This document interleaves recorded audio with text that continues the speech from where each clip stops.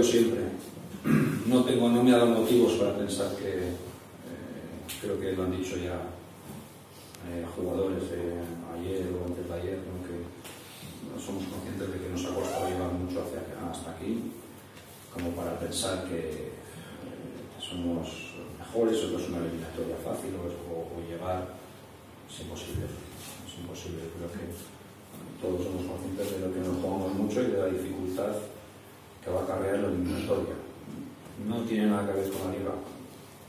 No me sirve que vamos a 3-0 en casa, que ganamos allí 1-2, no nos sirve para nada, ¿no? Tenemos que estar a un muy buen nivel y encima un paso más del nivel que hemos estado si queremos conseguir un buen resultado mañana. Por lo tanto, no entiendo y el equipo lo veo pues con la alegría de siempre, que es uno de los motivos por los cuales estamos aquí.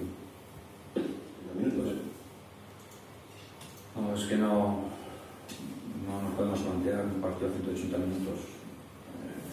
Tenemos que plantear a 90 minutos, buscar un objetivo mañana y de partida pensaremos luego en los siguientes 90, es verdad, que son 180 minutos porque es una eliminatoria y que puede que no se decida hasta el último instante, pero no nos desviemos un poquito de lo importante que son los 90 minutos de mañana.